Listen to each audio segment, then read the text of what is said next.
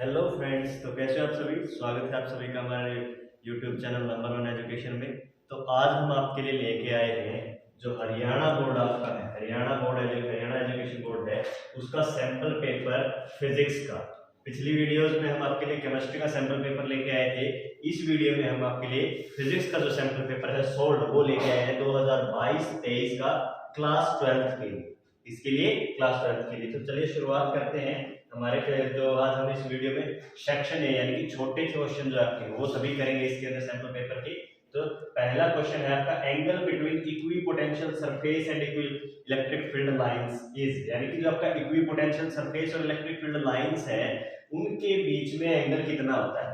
यानी कि आपके पास जो इलेक्ट्रिक फील्ड लाइंस यानी कि जैसे मान लीजिए आपके पास ये इक्विपोटेंशियल सरफेस है, इसके अंदर जो आपकी इलेक्ट्रिक फील्ड लाइंस है वो क्या होती है, परपेंडिकुलर होती है। इसकी कितनी परपेंडिकुलर 90 डिग्री का एंगल बनाती है। तो इसका आंसर क्या आ जाएगा आपका 90 डिग्री। सी ऑप्शन करेक्ट हो जाएगा। ठीक है। दूसरा, the unitivity of permittivity of free space epsilon not, यानी कि एप्सिलॉन नॉट की यूनिट क्या होगी, आपने पढ़ा होगा, आपने कूलम्ब लॉ में पढ़ा था k = 1/4 पाई एप्सिलॉन नॉट। क्या पढ़ा था, 1/4 पाई एप्सिलॉन नॉट। तो इस एप्सिलॉन नॉट की हमें क्या बतानी है, ऐसा यूनिट बतानी है, और इसकी ऐसा यूनिट क्या हो जाएगी, कूलम्ब स्क्वायर न्यूटन पर मीटर स्क्वायर, यानी कि इसकी ऐसा यूनिट क्या हो जाएगी, कूलम्ब स्क्वायर पर न्यूटन पर मीटर स्क्वायर। ठीक है, ये हो जाएगी इसकी ऐसा यूनिट। तो ये दो क्वेश्चन थे। नेक्स्ट क्वेश्चन देखिए आपका क्या है, what is the magnitude of force experienced by stationary charge when placed in uniform magnetic field, यानी कि जब किसी भी आप स्टेशनरी चार्ज को क्या है, किसी भी स्टेशनरी चार्ज को आप यूनिफॉर्म मैग्नेटिक फील्ड में प्लेस करते हो तो उसके ऊपर जो फोर्स लगता है, वो जो फोर्स एक्सपीरियंस करता है तो उसका मैग्नीट्यूड क्या होगा, उसका मैग्नीट्यूड क्या होगा। तो उसके लिए magnitude, the stationary charge does not suffer any interaction against the external magnetic field, यानी कि कोई भी स्टेशनरी चार्ज किसी भी मैग्नेटिक फील्ड के अंदर किसी भी प्रकार का फोर्स एक्सपीरियंस नहीं करता है। प्यारे बच्चों ध्यान रखना है, कोई भी स्टेशनरी चार्ज इंटरएक्शन, किसी प्रकार का भी इंटरेक्शन है तो रिपेल होता है मैग्नेटिक फील्ड की तरफ, में अट्रैक्ट होता है, वो किसी भी प्रकार का इंटरेक्शन फील नहीं करता। तो इसलिए यहाँ पर कोई भी प्रोड्यूस्ड मैग्नेटिक फील्ड नहीं होगा, और यहाँ पे जो फोर्स है एक्सर्टेड हो जाएगा वो क्या हो जाएगा, जीरो हो जाएगा। क्या हो जाएगा, जीरो। समझ में आएगा। ठीक है, ये हो जाएगा। अगला देखिए, नेक्स्ट क्या है, the nuclear model of atom was proposed by, यानी कि आपका जो न्यूक्लियर मॉडल है, आपका न्यूक्लियर मॉडल है वो किसने प्रपोज किया था, किसने दिया था, वो दिया था अर्नेस्ट रदरफोर्ड ने। किसने दिया था, अर्नेस्ट रदरफोर्ड ने दिया था। बच्चों ठीक है, ध्यान रखना है। अगला क्या है, a proton and alpha particle with equal momenta enter normal to a uniform magnetic field, the ratio of their radii is, यानी कि एक अल्फा पार्टिकल और एक प्रोटॉन पार्टिकल, यानी कि एक अल्फा पार्टिकल और एक प्रोटॉन और अल्फा पार्टिकल दोनों के दोनों केस में क्या करते हैं, एक यूनिफॉर्म मैग्नेटिक फील्ड में एंटर करते हैं। क्या करते हैं, यूनिफॉर्म मैग्नेटिक फील्ड में। ठीक है, फील्ड में एंटर करते हैं तो उनके जो रेशियो है क्या है, रेशियो ऑफ देयर रेडियाई, क्योंकि रेडियाई का रेशियो बताइए क्या होगा, उनके रेडियाई का रेशियो हो जाएगा 2:1। क्या हो जाएगा, 2:1, यानी कि जो प्रोटॉन है उसका रेशियो, उसका जो रेडियस अगर वो 2x होता है तो वहां पर जो अल्फा पार्टिकल है उसका रेडियस कितना हो जाएगा, 1x हो जाएगा। समझ में आया बात, ये था। नेक्स्ट देखिए, ये एक नंबर का क्वेश्चन है, ये तो थे ऑप्शनल। इसके बाद है आपके पास 1 मार्क्स की क्वेश्चन है, न्यूमेरिकल है। एक इलेक्ट्रिक लैंप है जिसको 110 वाट का और 220 वोल्टेज की सप्लाई मिलती है उसको। ठीक है, उसके अंदर करंट कितना सप्लाई होगा, देखिए पावर का मतलब होता है V into I। क्या आता है, V into I, यानी कि power is equal to voltage into current. Voltage 120 volt है। ठीक है, सॉरी पावर आपकी कितनी दे रखी है, 110 वोल्ट की कितनी दे रखी power, 110 volt.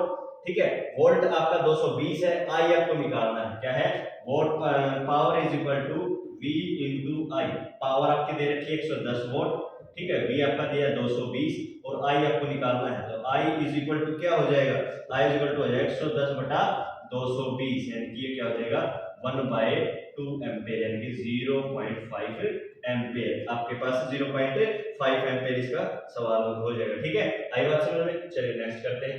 The total internal reflection takes place when light travels from, यानी कि TIR कहां से कब टेक प्लेस करता है, जब वो डेंसर से रेयर में जा रहा होता है। तो ध्यान रखना, डेंसर से रेयर में। अगर वाटर टू ग्लास जाता है तो ये देखिए वाटर जो ग्लास है आपका, जो शीशा है, जो कांच है, वो वाटर से ज्यादा डेंसर है, तो यहाँ पे जो वाटर है वो रेयर हो गया, और जो ग्लास है वो डेंसर हो गया, तो इसमें TiR नहीं होगा। ग्लास टू डायमंड, डायमंड जो है वो उससे ग्लास से भी ज्यादा डेंसर है, तो ये भी रेयर से डेंसर का केस हो गया, इसमें भी नहीं होगा।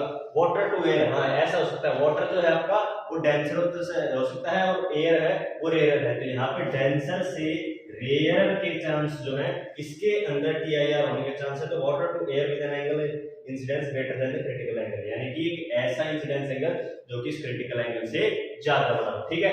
Name the electromagnetic radiations which radiation used for viewing objects through haze and fog, यानी कि एक ऐसी इलेक्ट्रोमैग्नेटिक रेडिएशन का नाम बताइए जिसको हम, हमारे पास जब धुंध हो रही हो, धुंध लगी हुई है, तब जब हम उन ऑब्जेक्ट्स को डिटेक्ट करने के लिए, उन ऑब्जेक्ट्स को देखने के लिए यूज करते हैं, तो इंफ्रारेड रेज का यूज करते हैं बच्चों। किसका यूज करते हैं?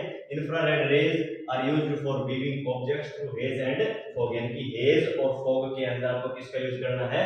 इंफ्रारेड रेज है उसका यूज करना है, ठीक है।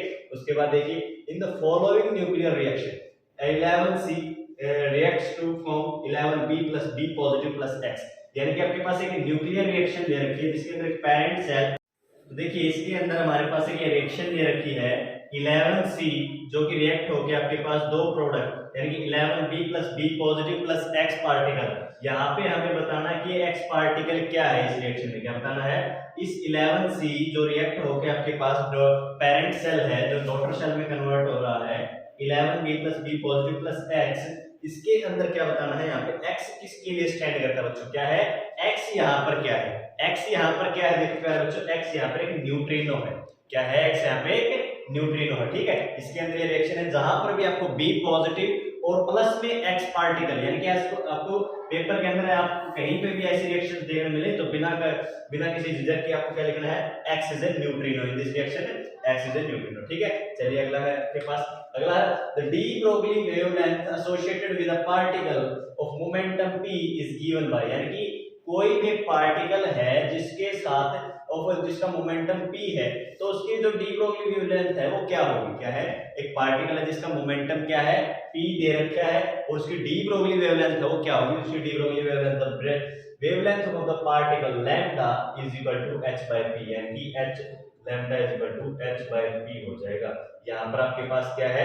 h आपके पास क्या है? h यहाँ पे प्लैंक्स कांस्टेंट है बच्चों, क्या है? h is equal to Planck's constant and p is momentum, p क्या है उसका? मोमेंटम, ठीक है। आई बात समझ में? ये अगला क्वेश्चन देखिए, अगला क्वेश्चन पढ़ते हैं। If the intensity of the incident radiation in a photo cell is increased how does the stopping potential vary, यानी कि हम किसी भी फोटो सेल के इंसिडेंट रेडिएशन की इंटेंसिटी बढ़ा देते हैं, यानी क्या है? हमारे पास एक फोटो सेल है जिसकी हमने इंटेंसिटी बढ़ा दी, क्या कर दी? इंटेंसिटी बढ़ा दी, तो उसकी जो स्टॉपिंग पोटेंशियल है वो क्या कैसे वेरी करेगी? स्टॉपिंग पोटेंशियल कैसे वेरी करेगी? देखिए सीधा करते हैं। Changing the intensity of incident radiation does not affect the stopping potential, यानी कि अगर हम किसी भी इंसिडेंट रेडिएशन की इंटेंसिटी चेंज कर देते हैं, क्या कर देते हैं? इंटेंसिटी चेंज कर देते हैं, तो उसके ऊपर जो उसके जो स्टॉपिंग पोटेंशियल है वो उसके ऊपर कुछ भी फर्क नहीं पड़ेगा, यानी कि अगर आप किसी भी इंसिडेंट रेडिएशन की इंटेंसिटी चेंज कर देते हो तो उसके जो स्टॉपिंग पोटेंशियल है वो अनअफेक्टेड रहेगा, ठीक है।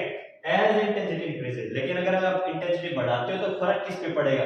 नंबर फोटो इलेक्ट्रॉन्स, यानी जो फोटो इलेक्ट्रॉन्स है उनके नंबर पर फर्क पड़ जाएगा, ठीक है। लेकिन जो मैक्सिमम वेलोसिटी उनकी वो सेम रहेगी, उससे जो आपके पास है जो, क्योंकि वो इंटेंसिटी से इंडिपेंडेंट होती है, इंटेंसिटी से मैक्सिमम वेलोसिटी पर किसी भी प्रकार का कोई फर्क नहीं पड़ता। अगला देखिए, given total energy of electron in the first excited state of hydrogen atom is equal to this, what are the values of kinetic energy and potential energy in this state, यानी कि आपके पास क्या दिया गया है? टोटल एनर्जी दे रखी है first excited state of hydrogen atom, और इसके अंदर क्या निकालना आपको? काइनेटिक एनर्जी और पोटेंशियल एनर्जी की वैल्यू निकालनी, यानी कि क्या कह रहे हो बच्चों? हाइड्रोजन की फर्स्ट एक्साइटेड स्टेट की जो एनर्जी दे रखी है वो है -3.4 इलेक्ट्रॉन वोल्ट, आप इसकी काइनेटिक एनर्जी पोटेंशियल एनर्जी निकालिए। तो काइनेटिक एनर्जी के लिए फार्मूला है, काइनेटिक एनर्जी के लिए फार्मूला मैं अच्छे से लिख देता हूं यहाँ पे, ke is equal to 13.6 z square upon n square into e volt, यानी कि इलेक्ट्रॉन वोल्ट, यानी कि क्या फार्मूला है? 13.6 z square upon n square electron volt. First excited state यहाँ पे पहले एक्साइटेड स्टेट के लिए आपके पास n की वैल्यू कितनी हो जाएगी? 2 हो जाएगी, और z की वैल्यू क्या हो जाएगी? 1। तो आप वैल्यू पुट कीजिए, जहाँ पे z के साथ है 13.6 मल्टीप्लाई z की वैल्यू 1 है, 1 का स्क्वायर अपॉन n, n की क्या है वैल्यू 2 है तो 2 का स्क्वायर, ठीक है। तो याद है 13.6 अपॉन में 4, ये कितना हो जाएगा भाई आपके पास 3.4 इलेक्ट्रॉन वोल्ट हो जाएगा पहले, ठीक है। और टोटल एनर्जी क्या होती है, kinetic energy plus potential energy, क्या होती है kinetic energy plus potential energy. याद है आपके पास देखिए E की वैल्यू क्या दे रखी है, E की वैल्यू दे रखी है -3.44 इलेक्ट्रॉन वोल्ट, काइनेटिक एनर्जी है 3.4 इलेक्ट्रॉन वोल्ट और टोटल एनर्जी E होता है आपके पास Pe प्लस Ke, ठीक है। तो Pe निकालना है तो Pe क्या हो जाएगा E माइनस Ke। तो E की वैल्यू है क्या आपके पास है, E की वैल्यू -3.4 वोल्ट है, ठीक है। और काइनेटिक एनर्जी की भी, तो दोनों -3.4 -3.4 तो टोटल क्या आ जाएगी -6.8 इलेक्ट्रॉन वोल्ट आ जाएगी, ठीक है। ये था। नेक्स्ट क्वेश्चन देखिए, नेक्स्ट क्वेश्चन क्या है, net charge on P type semiconductor, यानी कि किसी भी पी टाइप सेमीकंडक्टर के ऊपर नेट चार्ज कितना होता है, नेट चार्ज होता है उसके ऊपर 0। ध्यान रख लेना, किसी भी पी टाइप सेमीकंडक्टर के ऊपर नेट चार्ज कितना होता है 0 होता है, ठीक है। Two thin lenses of power से +6D -2 डायोप्टर, यानी कि क्या है पावर दे रखी है, एक तो +6 डायोप्टर दे रखी है भाई और एक -2 डायोप्टर दे रखी है, दोनों को एक कांटेक्ट में ला दिया, जोड़ दिया दोनों। फोकल लेंथ क्या होगी, कॉम्बिनेशन क्या होगी focal length, given that P1 is equal to this, P2 is equal to this, power of combination क्या होती है P is equal to P1 plus P2, P1 आपके पास 6 है, P2 -2 है, दोनों की पावर क्या आ जाएगी 4 डायोप्टर, और 4 डायोप्टर आ जाएगी, ठीक है। और F होता है आपके पास 1/P, यानी कि 1/4, जो कि आपके पास 0.25 मीटर आ गई, जो कि 25 सेंटीमीटर के लिए 25 सेंटीमीटर की आपकी फोकल लेंथ आ गई दोनों के कॉम्बिनेशन में, ठीक है। तो आज की जो वीडियो है इसके अंदर हमारा जो सेक्शन ए है वो कंप्लीट हो चुका है। नेक्स्ट वीडियो में हम करेंगे सेक्शन बी, तो बने रहिए। और अगर कोई भी डाउट है तो कमेंट सेक्शन में जरूर पूछिएगा। वीडियो को देखने के लिए धन्यवाद।